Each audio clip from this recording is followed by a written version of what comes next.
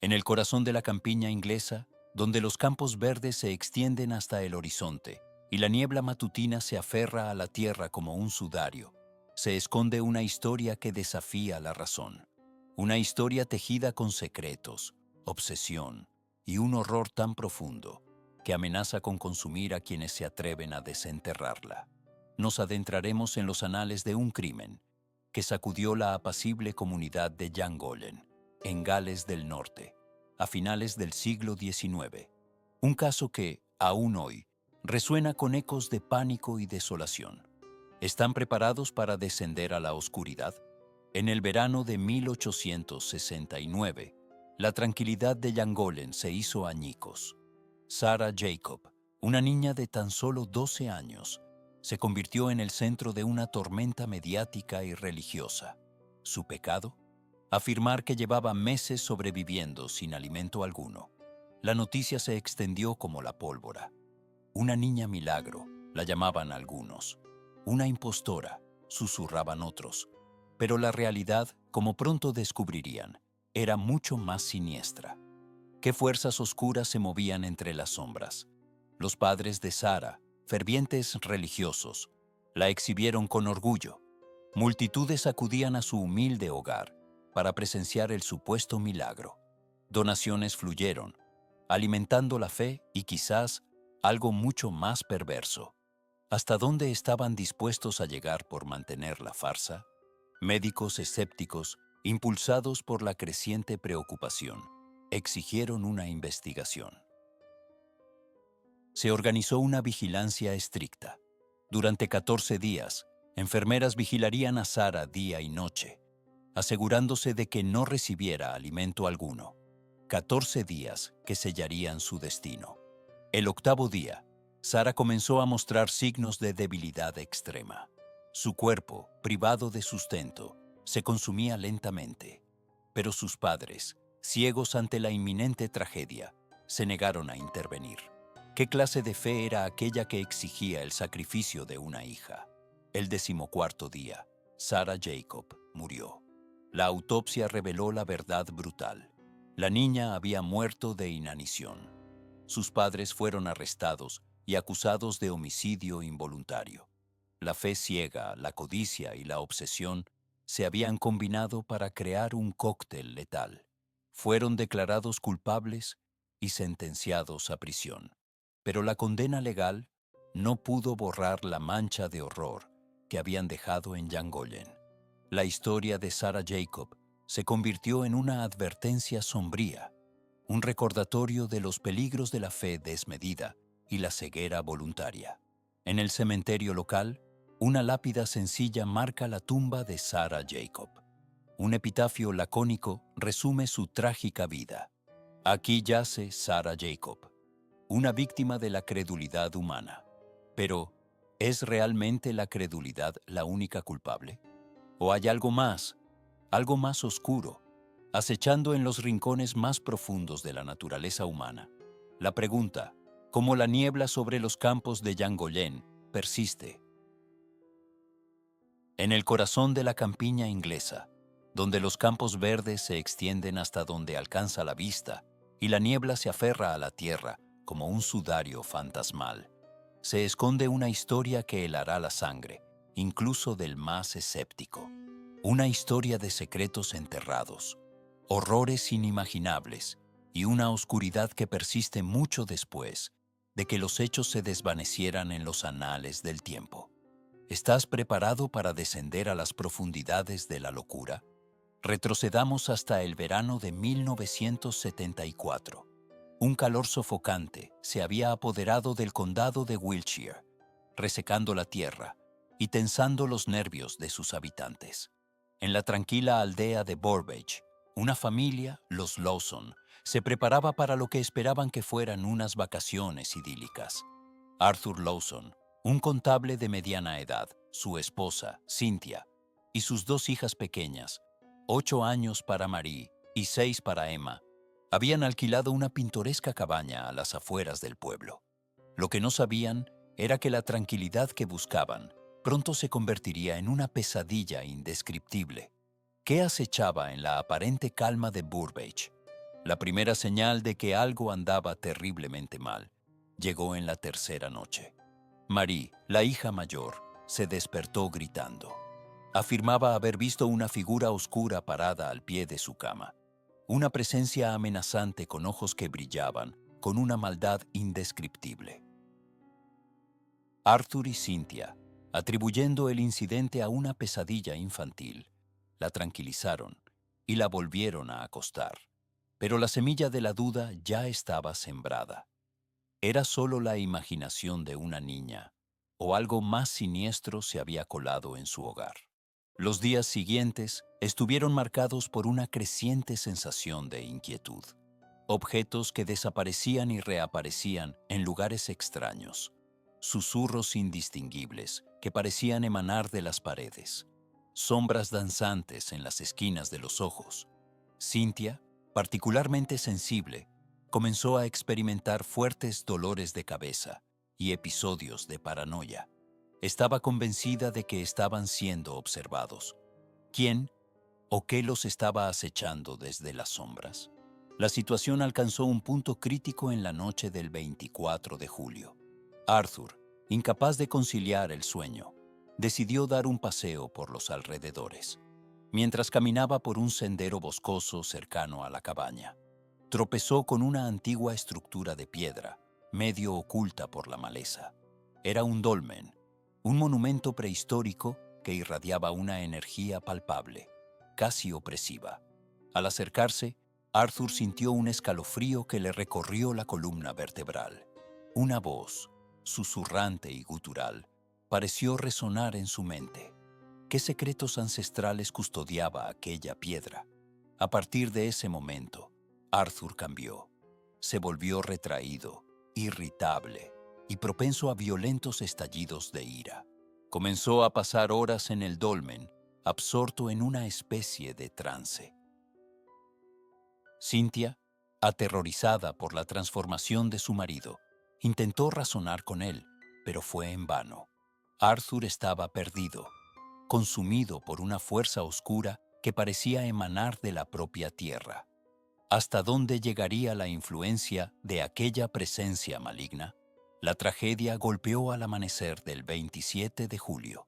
Cynthia fue encontrada muerta en su cama, estrangulada. Marie y Emma habían desaparecido. Arthur, cubierto de sangre y con una mirada vacía en los ojos, fue arrestado de inmediato. Negó cualquier participación en la muerte de su esposa y el paradero de sus hijas, pero las pruebas eran abrumadoras. Fue declarado culpable de asesinato y sentenciado a cadena perpetua. ¿Se llevó Arthur la verdad a la tumba? ¿O hay algo más en esta macabra historia? Los cuerpos de Marie y Emma nunca fueron encontrados. A pesar de las exhaustivas búsquedas, la campiña de Wiltshire se negó a revelar su secreto. La cabaña de Burbage fue abandonada, convirtiéndose en un símbolo de horror y desesperación. Los lugareños susurran que el espíritu de Cynthia vaga por los alrededores, buscando a sus hijas perdidas, y que el dolmen, la antigua estructura de piedra, sigue siendo un portal a una oscuridad insondable. Es posible que las niñas sigan con vida, atrapadas en algún lugar entre nuestro mundo y el siguiente. La historia de la familia Lawson es un recordatorio escalofriante de que el mal puede acechar en los lugares más inesperados. Que incluso la tranquilidad de la campiña inglesa puede ocultar horrores inimaginables, y que a veces los secretos del pasado son mejor dejarlos enterrados. ¿Te atreves a mirar más de cerca? Porque en Burbage, la oscuridad nunca duerme. En el corazón de la campiña inglesa, donde los campos verdes se extienden hasta el horizonte y la niebla se aferra a la tierra como un sudario, se esconde una historia de oscuridad y desesperación. Una historia que, incluso décadas después, sigue helando la sangre. Retrocedamos hasta 1974, un año que comenzó como cualquier otro, pero que pronto se vería marcado por un horror inimaginable. ¿Qué clase de maldad puede acechar en los lugares más tranquilos? En el pequeño pueblo de Bladon, Oxfordshire, la familia Ruther experimentaba la alegría de una nueva vida. Brenda Ruther, de 24 años, y su esposo, Barry, de 26, daban la bienvenida a su primer hijo, una niña a la que llamaron Allison. Una nueva familia, un nuevo comienzo, pero la felicidad, como a menudo ocurre, demostró ser efímera. Apenas 3 meses después del nacimiento de Allison, Brenda desapareció sin dejar rastro. Un día, simplemente se esfumó. ¿Cómo puede una madre desaparecer así, sin más? Barry, devastado, denunció la desaparición a la policía. Se inició una búsqueda exhaustiva, pero no se encontró ni rastro de Brenda.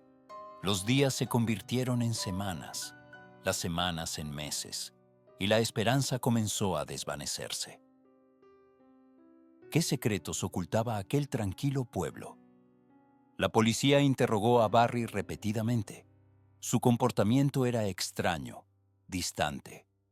¿Acaso sabía más de lo que decía? Sin embargo, no encontraron pruebas suficientes para acusarlo. El caso se enfrió, convirtiéndose en un archivo más en el laberinto burocrático de la justicia. Durante casi 3 años, Allison creció sin su madre, criada por su padre y su abuela. La sombra de la desaparición de Brenda se cernía sobre ellos, un recordatorio constante de la incertidumbre y el dolor. ¿Podría la verdad permanecer oculta para siempre?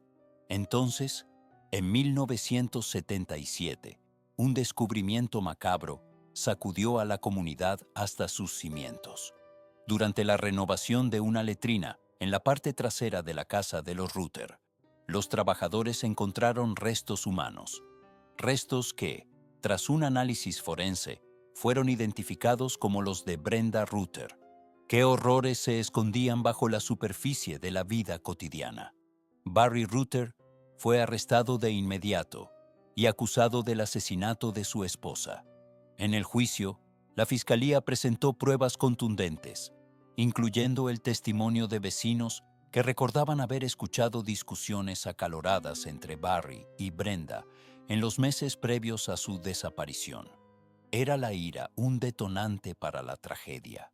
La defensa argumentó que no había pruebas directas que vincularan a Barry con el asesinato. Sin embargo, el jurado no se dejó convencer. Tras deliberar durante horas, lo declararon culpable de homicidio involuntario. Fue sentenciado a 4 años de prisión, una condena que muchos consideraron demasiado leve para un crimen tan atroz. ¿Es la justicia ciega o simplemente miope? Barry Ruther cumplió su condena y fue liberado. Cambió su nombre y desapareció en el anonimato. Allison, la hija que quedó huérfana por la tragedia, creció sin conocer realmente a sus padres, marcada para siempre por un pasado que se negaba a permanecer enterrado. El caso de Brenda Ruther sigue siendo un recordatorio sombrío de que la maldad puede acechar en los lugares más inesperados y que, a veces, los monstruos no están debajo de la cama, sino sentados a la mesa. ¿Qué fantasmas nos persiguen a nosotros? ¿Y qué secretos estamos dispuestos a guardar? En el corazón de la campiña inglesa, donde los campos verdes se extienden hasta donde alcanza la vista y la niebla se aferra a la tierra como un sudario fantasmal, se esconde una historia que hiela la sangre. Una historia de secretos enterrados, de inocencia perdida y de una maldad tan profunda que desafía toda comprensión. ¿Estás preparado para adentrarte en la oscuridad? 1974, un año que comenzó como cualquier otro en el tranquilo pueblo de Cannock Chase, Staffordshire. Pero pronto, la aparente normalidad se hizo añicos, revelando una realidad escalofriante que perseguiría a la comunidad durante décadas. ¿Qué acechaba en los bosques sombríos? Entre 1965 y 1967, la región ya había sido presa del pánico. Se habían denunciado avistamientos de una misteriosa criatura, conocida localmente como la Niña de los Ojos Negros. Testigos aterrorizados describían una figura infantil, vagando sola por los caminos forestales, con cuencas vacías donde deberían estar los ojos. Una leyenda urbana, quizás, pero una leyenda que presagiaba horrores mucho más tangibles. ¿Podría haber una conexión entre el mito y la macabra realidad que estaba a punto de desatarse? En 1974, el cuerpo de una joven fue descubierto en un bosque cercano, estrangulada, sin rastro de lucha. La víctima, apenas una adolescente, se convirtió en la primera pieza de un rompecabezas macabro que la policía lucharía por resolver. La investigación se estancó. Las pistas eran escasas. La comunidad paralizada por el miedo. ¿Quién era el monstruo que se escondía entre ellos? Poco después, otro cuerpo, y luego otro. Jóvenes, vulnerables, brutalmente asesinadas. Cada crimen, una réplica escalofriante del anterior. La policía, desesperada, comenzó a sospechar de un asesino en serie, un depredador metódico que acechaba en las sombras, eligiendo a sus víctimas con precisión aterradora. ¿Qué mente retorcida era capaz de semejante atrocidad? La investigación se intensificó. Se interrogó a cientos de personas. Se rastrearon pistas falsas. La presión aumentaba. Hasta que finalmente, un nombre surgió de entre las sombras. Raymond Leslie Morris. Un hombre aparentemente normal, un ingeniero de minas con una vida familiar estable. Pero bajo la superficie se ocultaba una oscuridad insondable. ¿Era él el responsable de la ola de terror que asolaba Cannock Chase? Las pruebas circunstanciales eran convincentes. Morris vivía cerca de los lugares donde se habían encontrado los cuerpos. Su coche coincidía con la descripción de un vehículo visto en la zona. Y lo más condenatorio de todo, fibras encontradas en el cuerpo de una de las víctimas coincidían con las de la ropa de Morris. Suficiente para condenarlo. En 1969, Raymond Leslie Morris fue declarado culpable del asesinato de una de las jóvenes, condenado a cadena perpetua. La comunidad respiró aliviada. El monstruo había sido capturado. Pero, ¿era realmente así? A pesar de la condena, las dudas persistieron. Algunos creían que Morris era un chivo expiatorio, que el verdadero asesino seguía suelto, acechando en las sombras, esperando el momento oportuno para volver a atacar. Podría ser que la niña de los ojos negros no fuera solo una leyenda, sino un presagio de una maldad aún mayor. Raymond Leslie Morris murió en prisión en 2014, llevándose sus secretos a la tumba. Los asesinatos de Cannock Chase siguen siendo un recordatorio escalofriante de la fragilidad de la inocencia y de la oscuridad que puede acechar incluso en los lugares más tranquilos. Y mientras la niebla siga aferrándose a la tierra, la pregunta persistirá. ¿Se ha cerrado realmente este capítulo de horror? ¿O permanece latente, esperando resurgir en la noche? En los anales de la historia criminal, ciertos casos resuenan con una intensidad particularmente escalofriante, no por la brutalidad del acto en sí, sino por la sombra de lo inexplicable que proyectan. ¿Qué impulsa a un individuo a cruzar la línea, a despojarse de su humanidad y sumergirse en la oscuridad más absoluta? El caso de Dennis Rader, conocido como el asesino de BTK, es uno de esos enigmas perturbadores. Durante 3 décadas, aterrorizó a la comunidad de Wichita, Kansas, dejando tras de sí una estela de muerte y un legado de terror que aún hoy estremece. Pero, ¿quién era Dennis Rader? Aparentemente un hombre común, un técnico de seguridad, un padre de familia, un miembro activo de su iglesia.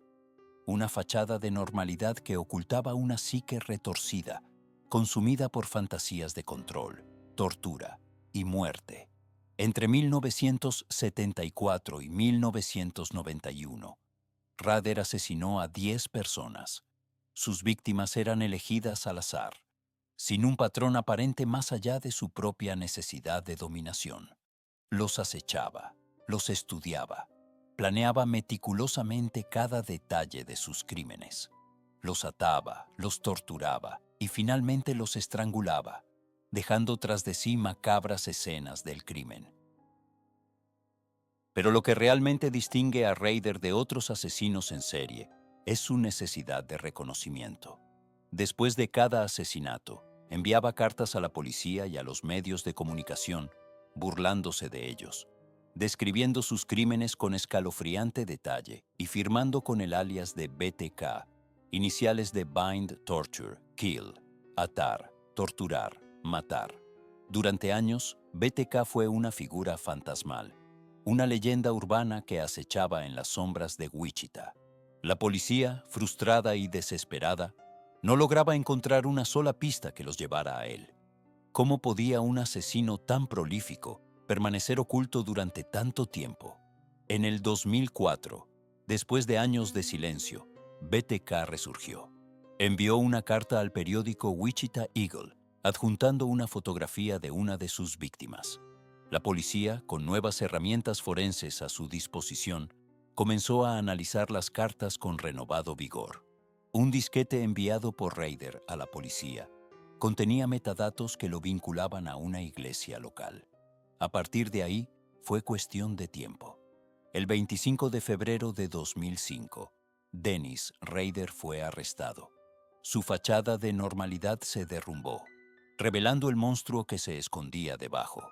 En el 2005, Rader se declaró culpable de 10 cargos de asesinato en primer grado.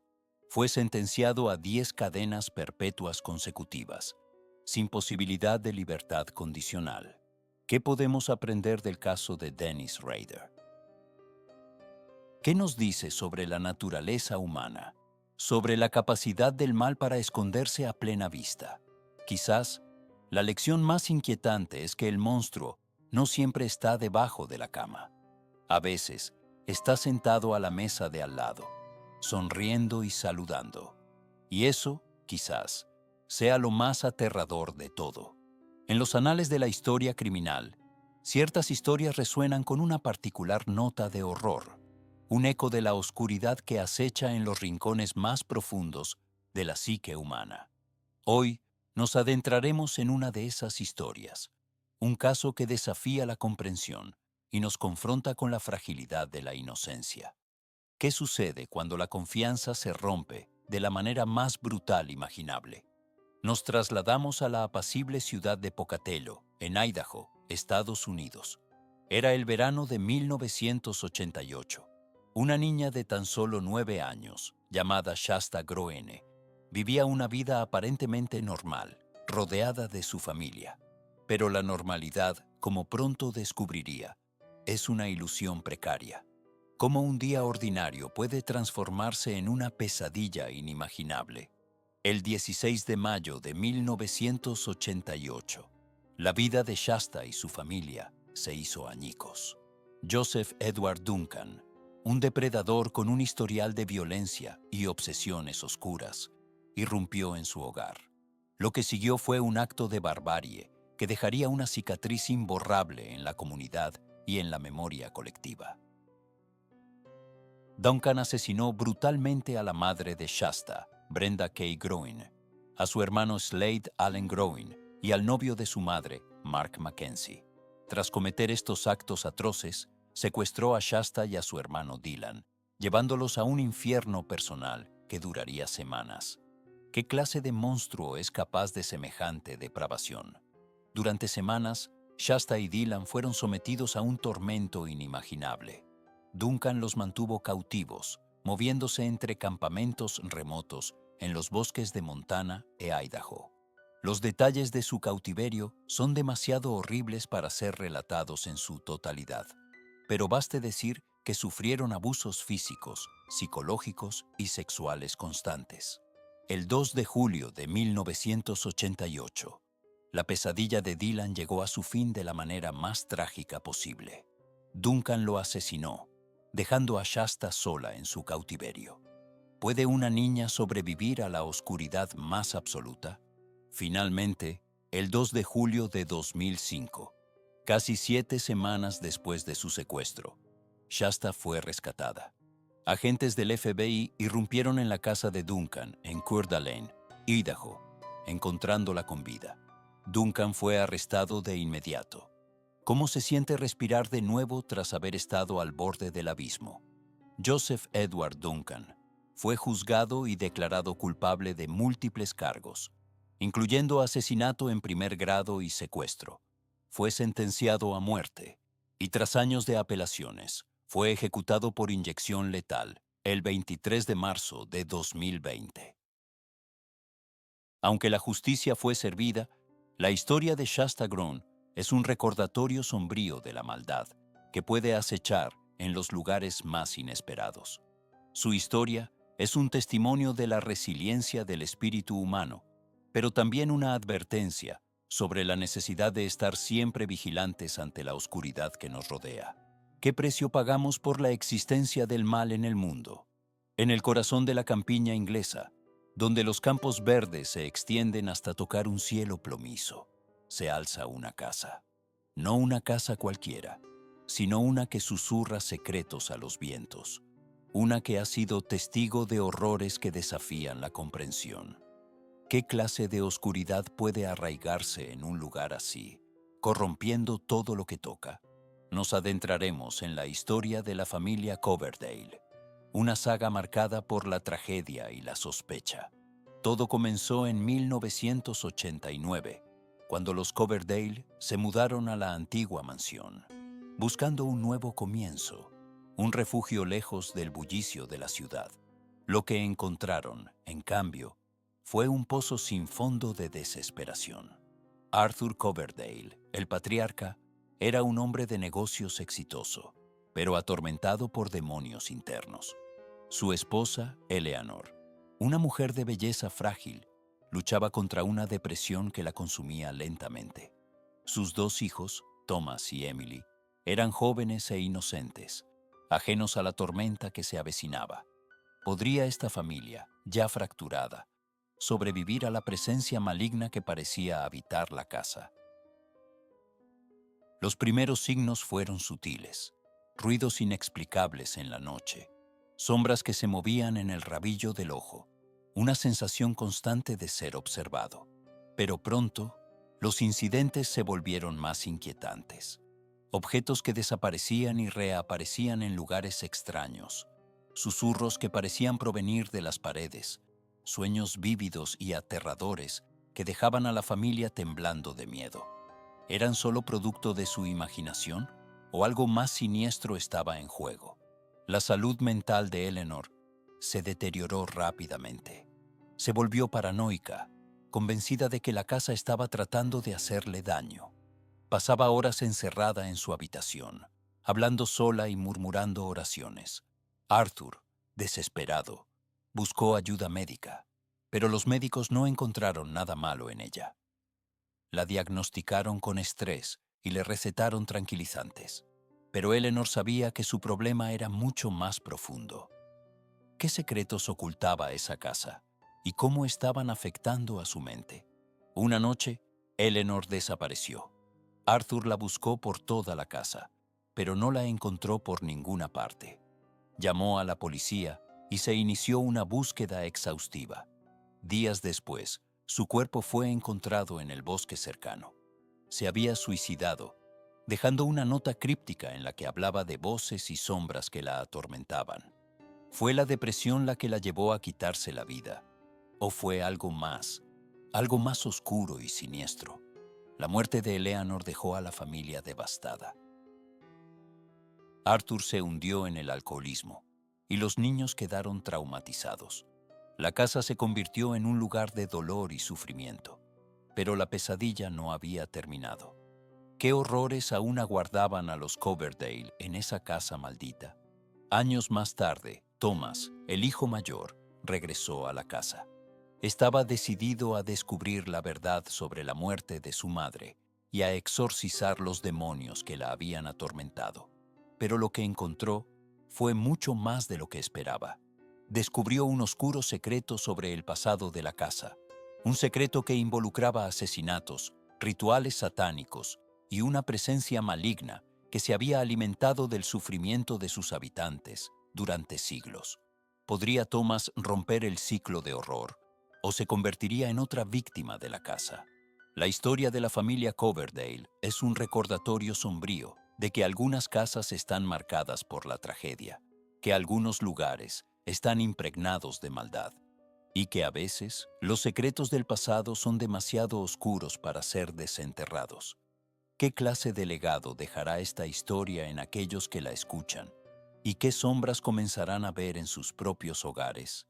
En el corazón de la campiña inglesa, donde los campos verdes se extienden hasta donde alcanza la vista y la niebla se aferra a la tierra como un sudario fantasmal, se esconde una historia que hiela la sangre, una historia de secretos enterrados, de inocencia perdida y de una maldad tan profunda que desafía toda comprensión.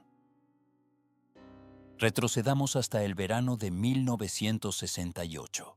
El sol brillaba sobre el pequeño pueblo de Epping, en Essex, pero bajo esa fachada idílica, algo siniestro estaba a punto de desencadenarse. June Rose, una niña de tan solo 19 meses, desapareció sin dejar rastro. Un instante estaba jugando en el jardín de su casa. Al siguiente, se había esfumado. ¿Cómo puede una criatura tan pequeña desaparecer así, sin más? La búsqueda fue frenética. La policía, los vecinos, todos rastrillaron cada centímetro de la zona, pero fue en vano. June Rose se había desvanecido en el aire, dejando tras de sí un vacío desgarrador y una pregunta que atormentaría a la comunidad durante décadas. Pasaron los años, las esperanzas se desvanecieron y el caso de June Rose se convirtió en una leyenda sombría, un recordatorio constante de la fragilidad de la vida y de la oscuridad que puede acechar incluso en los lugares más tranquilos. Pero la historia no termina ahí. 29 años después, en 1997, un jardinero que trabajaba en una casa cercana hizo un descubrimiento macabro. Bajo un cobertizo en ruinas, encontró los restos esqueléticos de un bebé. Las pruebas de ADN confirmaron lo que muchos temían. Eran los restos de June Rose. Pero, ¿cómo había llegado allí? ¿Quién la había llevado? Y lo más importante, ¿qué le había sucedido en esos últimos momentos de su corta vida? La investigación se reabrió con renovado vigor. Las pistas, olvidadas durante mucho tiempo, fueron desempolvadas y examinadas bajo una nueva luz. Y pronto, la verdad comenzó a emerger.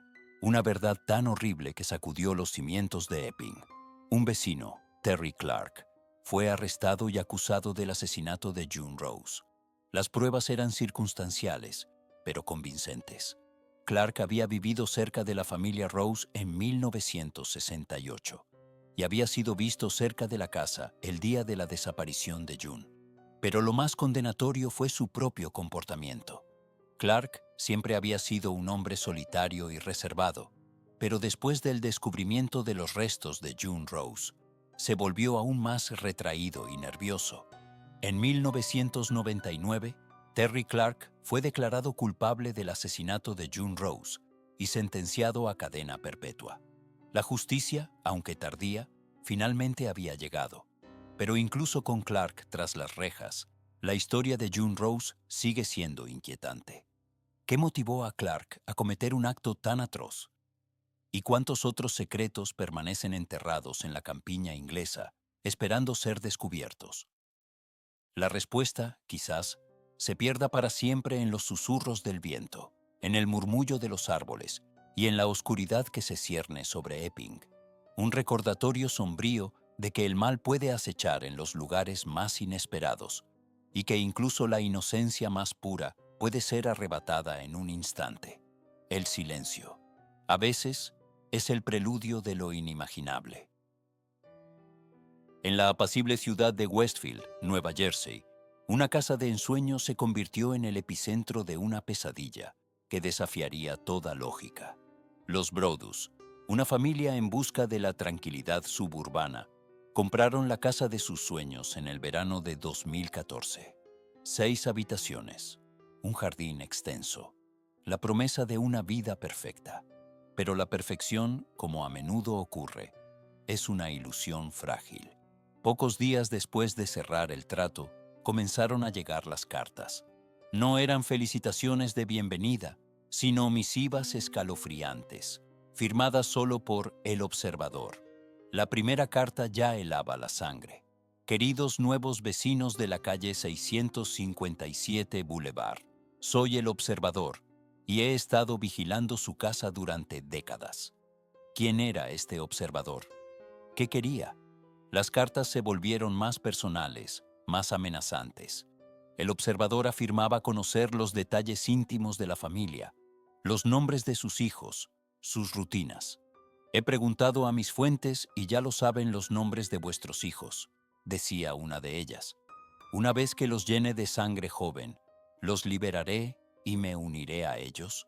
La policía local inició una investigación, pero las pistas eran escasas, las sospechas difusas. Los Brodus, aterrorizados, contrataron detectives privados, instalaron cámaras de seguridad, buscaron respuestas en cada rincón de su propiedad. Pero el observador siempre estaba un paso adelante, como una sombra invisible que se deslizaba entre las rendijas de la realidad. La familia nunca llegó a mudarse a la casa. La vendieron con pérdidas significativas, tratando de escapar de la pesadilla que se había apoderado de sus vidas. Pero la pregunta persistía. ¿Quién era el observador? ¿Un vecino perturbado, un bromista macabro o algo mucho más siniestro? A día de hoy, el misterio de la calle 657 Boulevard permanece sin resolver. La casa sigue en pie, un monumento silencioso a la inquietud, un recordatorio de que, a veces, el horror se esconde a plena vista, observándonos desde las sombras.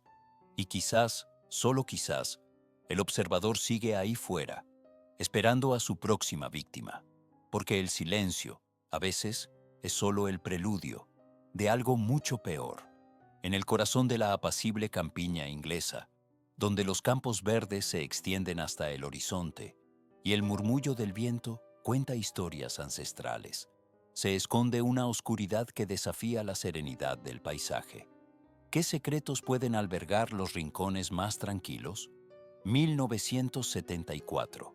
La pequeña aldea de Oman, en el condado de Leicestershire, se preparaba para otro día de rutina. Pero la normalidad se hizo añicos cuando, al amanecer, un granjero descubrió algo perturbador en su campo de trigo, un objeto que no pertenecía a ese lugar, algo que helaría la sangre de cualquiera. Era una muñeca. Una simple muñeca de porcelana, de esas que adornan las estanterías de las casas de antaño. Pero esta muñeca era diferente. Su rostro estaba desfigurado, sus ojos vacíos parecían observar el alma de quien la miraba. Y lo más inquietante, estaba clavada al suelo con una estaca de madera. ¿Un juego macabro? ¿Una broma de mal gusto? La verdad era mucho más siniestra. La policía local, desconcertada, comenzó una investigación que pronto se tornaría en una pesadilla. A medida que profundizaban, descubrieron que la muñeca era solo la punta del iceberg. Otros objetos similares comenzaron a aparecer en los campos circundantes, cada uno más perturbador que el anterior. ¿Qué significaba todo esto? Las muñecas, siempre las muñecas, cada una con su propia historia silenciosa, cada una un presagio de lo que vendría. Los investigadores descubrieron que las muñecas estaban conectadas a una serie de desapariciones que habían ocurrido en la zona durante los últimos años. Jóvenes, todos ellos, que habían desaparecido sin dejar rastro. ¿Podría haber una conexión entre las desapariciones y las macabras muñecas? La respuesta, cuando llegó, fue más aterradora de lo que nadie podría haber imaginado. Un antiguo ritual pagano, olvidado durante siglos, había resurgido en la oscuridad de la campiña inglesa. Un culto secreto que buscaba invocar a fuerzas ancestrales a través de sacrificios humanos. Las muñecas eran ofrendas, símbolos de las almas perdidas. ¿Hasta dónde llegarían para saciar su sed de poder? La policía, en una carrera contra el tiempo, logró desmantelar el culto y arrestar a sus miembros. Pero el daño ya estaba hecho. Las vidas de los jóvenes desaparecidos se habían perdido para siempre, y la tranquilidad de la aldea de Omán se había roto en pedazos. Aún hoy, muchos años después, los habitantes de Omán afirman sentir una presencia extraña en los campos, una sensación de inquietud que nunca desaparece por completo. Algunos dicen haber visto sombras moverse entre los árboles, y otros juran haber oído el susurro de voces en la noche. ¿Es solo la imaginación? ¿O es que el mal que una vez habitó en esos campos sigue acechando, esperando el momento de resurgir? La campiña inglesa, con su belleza bucólica, guarda secretos oscuros. Secretos que nos recuerdan que la maldad puede esconderse en los lugares más insospechados y que a veces los horrores más profundos se encuentran a la vuelta de la esquina. ¿Te atreves a mirar? En el corazón de la campiña inglesa, donde los campos verdes se extienden hasta donde alcanza la vista y la niebla se aferra a la tierra como un sudario fantasmal, se esconde una historia que hiela la sangre, una historia de secretos enterrados, de inocencia perdida y de una maldad tan profunda que desafía la comprensión. ¿Qué oscuros presagios se ciernen sobre un lugar tan idílico? Retrocedamos hasta el verano de 1968. El sol brillaba sobre el pequeño pueblo de Epping, en Essex, y los niños jugaban despreocupadamente en las calles. Entre ellos, una niña de tan solo 5 años, llamada Rita Pickering. Una niña con una sonrisa brillante y un futuro que nunca llegaría a ver. Rita desapareció un martes por la tarde. Su madre, al darse cuenta de su ausencia, la buscó frenéticamente por toda la casa y el jardín. Cuando la noche comenzó a caer, el pánico se apoderó de ella y alertó a las autoridades. La búsqueda de Rita Pickering comenzó con la esperanza de un feliz reencuentro, pero pronto se transformó en una pesadilla. ¿Qué horrores aguardaban en la oscuridad? Durante días, la policía y los voluntarios rastrearon cada rincón de Epping. Los campos, los bosques, las orillas del río, todo fue examinado minuciosamente. Pero Rita parecía haberse esfumado sin dejar rastro. Hasta que, una semana después, un granjero hizo un macabro descubrimiento en un campo de trigo a las afueras del pueblo. El cuerpo de Rita fue encontrado entre las doradas espigas. La niña había sido brutalmente asesinada. La conmoción y el horror se apoderaron de Epping. La inocencia de la comunidad se había roto en pedazos. La policía se enfrentaba a un caso que pondría a prueba sus límites. ¿Quién podría ser capaz de cometer un acto tan atroz? La investigación se centró en los habitantes del pueblo. Vecinos, amigos, familiares.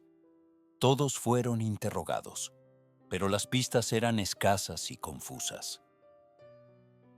La policía se encontraba ante un muro de silencio, un pacto tácito de secretos que protegía al culpable. ¿Qué oscuros secretos ocultaba Epping? A medida que pasaban los meses, la esperanza de encontrar al asesino de Rita Pickering se desvanecía. El caso se enfrió, convirtiéndose en un recordatorio constante de la maldad que acechaba en la sombra. Pero la memoria de Rita nunca se desvaneció.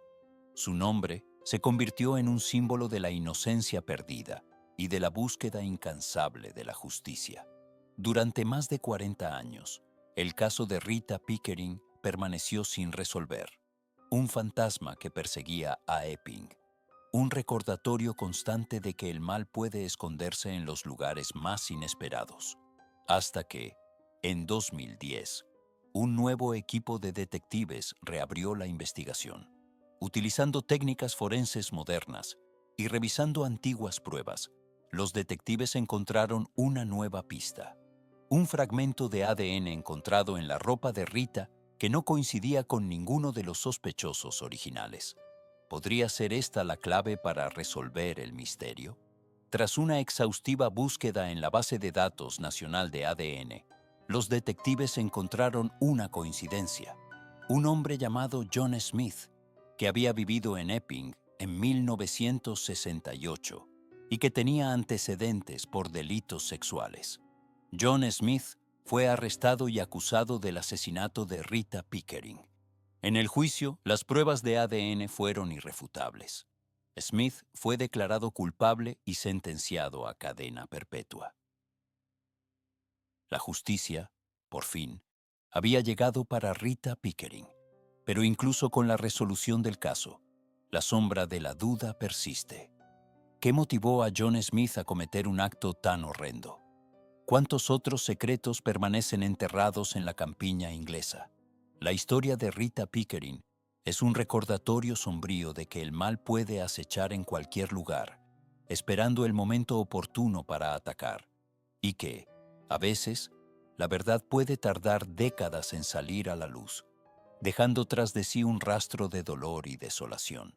Un eco silencioso que resuena en los campos de Epping, una advertencia eterna de la fragilidad de la inocencia y la persistencia del mal. En el corazón de la campiña inglesa, donde los campos verdes se extienden hasta un horizonte brumoso, se esconde una historia que hiela la sangre, una historia de secretos enterrados, de una maldad insondable que floreció en la quietud de un pueblo aparentemente idílico. Qué oscuros presagios se ocultaban tras la fachada de normalidad. Nos trasladamos a Epping Forest, Essex, a finales del siglo XIX, un lugar de belleza agreste, pero también un laberinto de sombras, donde los secretos podían ocultarse para siempre.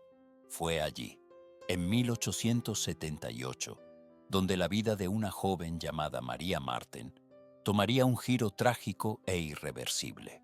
María, una joven de 26 años, era conocida por su belleza y su espíritu libre, pero su vida estaba lejos de ser perfecta. Enredada en una relación con William Corder, un granjero local, María se encontraba atrapada en una red de promesas rotas y oscuras intenciones, que la mantenía atada a un hombre que parecía augurarle solo desdicha. El 18 de mayo de 1827, María y William fueron vistos por última vez juntos, caminando hacia Red Barn, un granero pintado de rojo que se alzaba solitario en los campos. William le había prometido a María que se encontrarían allí para huir juntos a Ipswich y casarse, pero María nunca llegó a su destino. Qué siniestro pacto se selló en la soledad de Red Barn. La desaparición de María desató una ola de rumores y especulaciones en el pueblo. William, actuando con una frialdad escalofriante, afirmó que María se había marchado a Ipswich sin él, pero su historia estaba plagada de inconsistencias, y la sombra de la sospecha comenzó a cernirse sobre él. ¿Podría un hombre ocultar la verdad tras una máscara de indiferencia? Las semanas se convirtieron en meses, y la esperanza de encontrar a María con vida se desvanecía. Su madrastra, Anne Marten, comenzó a tener sueños perturbadores, visiones de María enterrada bajo el suelo de Red Barn. ¿Eran solo pesadillas o un mensaje del más allá? Impulsados por las visiones de Anne, las autoridades registraron Red Barn en abril de 1828, casi un año después de la desaparición de María. Lo que encontraron allí helaría la sangre de cualquiera. Bajo el suelo del granero yacía el cuerpo de María Marten, enterrado en un saco y horriblemente descompuesto. La autopsia reveló que había sido asesinada, víctima de una violencia brutal. ¿Qué clase de monstruo podría cometer un acto tan atroz? William Corder huyó a Londres tras el crimen, donde se casó con una mujer llamada Mary Moore. Sin embargo, la justicia, aunque tardía, finalmente lo alcanzó. Fue arrestado, extraditado a Suffolk y juzgado por el asesinato de María Marten. El juicio atrajo la atención de todo el país, convirtiéndose en un circo mediático. Tras un juicio que duró varios días, William Corder fue declarado culpable y sentenciado a muerte. Fue ahorcado públicamente en Bury St. Edmunds en agosto de 1828. Se dice que una multitud de más de 7,000 personas se reunió para presenciar su ejecución. ¿Era este el final de la historia? o solo el principio de una leyenda oscura? La historia de Maria Marten y Red Barn se convirtió en una leyenda, inmortalizada en baladas, obras de teatro y relatos populares. Red Barn se convirtió en un lugar de peregrinación, un recordatorio constante de la tragedia que allí ocurrió. La gente decía que el fantasma de María rondaba el granero, buscando venganza por su asesinato. ¿Puede el eco de un crimen resonar a través de los siglos? Y así, la historia de Maria Marten permanece, un cuento sombrío de amor, traición y asesinato, que continúa fascinando y horrorizando a partes iguales. Un recordatorio de que incluso en los lugares más tranquilos, la oscuridad puede acechar bajo la superficie, esperando el momento oportuno para emerger. ¿Qué secretos permanecen aún enterrados, esperando ser desenterrados? En la penumbra de la historia, donde los límites entre la cordura y la obsesión se desdibujan, emerge un caso que helará la sangre, incluso del más escéptico. Retrocedamos hasta 1978. El escenario, Wichita, Kansas, una ciudad americana promedio, pronto a ser marcada por la sombra de un depredador implacable. Dennis Rader, un hombre aparentemente común, un técnico de seguridad de ADT, padre de 2 hijos y presidente de su congregación religiosa, ocultaba una doble vida, una existencia paralela alimentada por fantasías de control, tortura y muerte. Él mismo se bautizaría como BTK, iniciales que resumían su macabra metodología: atar, torturar, matar. Cómo un hombre de familia se transforma en un monstruo. Entre 1974 y 1991, BTK aterrorizó a Wichita. 10 víctimas, 10 almas arrebatadas con una frialdad escalofriante. Sus crímenes, meticulosamente planeados, eran ejecutados con una precisión quirúrgica, dejando tras de sí un rastro de horror y preguntas sin respuesta. Pero Rader no se conformaba con el anonimato. Necesitaba reconocimiento, la validación perversa de su retorcida genialidad. Comenzó a comunicarse con la policía y los medios, enviando cartas y paquetes que detallaban sus crímenes, sembrando el pánico y desafiando a las autoridades a atraparlo. ¿Qué lleva a un asesino a jugar al gato y al ratón con la ley? Durante años, BTK permaneció en las sombras, un fantasma que acechaba en la mente de los investigadores. El caso se enfrió, archivado entre los expedientes sin resolver, pero nunca olvidado. Hasta que, en 2004, un disquete de ordenador, enviado a una estación de televisión, rompió el silencio. La tecnología, irónicamente, sería su perdición. El disquete contenía metadatos que vinculaban el documento a la Iglesia Luterana Cristo en Wichita, donde Rader era presidente. Una pista aparentemente insignificante, pero suficiente para desatar una investigación que lo desenmascararía. En 2005, 31 años después de su primer asesinato, Dennis Rader fue arrestado. Su juicio fue un espectáculo macabro, una ventana a la mente de un psicópata que no mostraba remordimiento alguno. Fue sentenciado a 10 cadenas perpetuas consecutivas, una por cada una de sus víctimas. ¿Es posible comprender la oscuridad que reside en el corazón humano? Dennis Rader, el monstruo de Wichita, permanece tras las rejas, un recordatorio constante de la fragilidad de la normalidad y la capacidad del mal para esconderse a plena vista. Su legado, un escalofriante testimonio de la depravación humana, seguirá resonando en la memoria colectiva, un eco sombrío que nos perseguirá por siempre. En el corazón de la campiña inglesa, donde los campos verdes se extienden hasta donde alcanza la vista y la niebla matutina se aferra a la tierra como un sudario, se esconde una historia que desafía la razón y perturba el alma. Una historia de secretos enterrados, de inocencia perdida y de una maldad tan profunda que amenaza con consumir todo lo que toca. Retrocedamos hasta el verano de 1966. El sol brillaba sobre la pequeña aldea de Moorside, en el condado de Yorkshire del norte, prometiendo días largos y noches cálidas. Pero bajo esa fachada idílica, algo siniestro estaba a punto de desencadenarse. El 19 de junio, la joven Elsie Frost, de 14 años, montó en su bicicleta desde su casa, en la cercana ciudad de Wakefield. Se dirigía a una clase de navegación en el río Calder. Nunca llegó. ¿Qué clase de monstruo acechaba en un lugar tan apacible? Esa misma tarde, el cuerpo sin vida de Elsie fue descubierto a la orilla del canal, cerca de un paso elevado conocido como la Pasarela de Horbury. Había sido brutalmente apuñalada. La comunidad quedó sumida en el horror.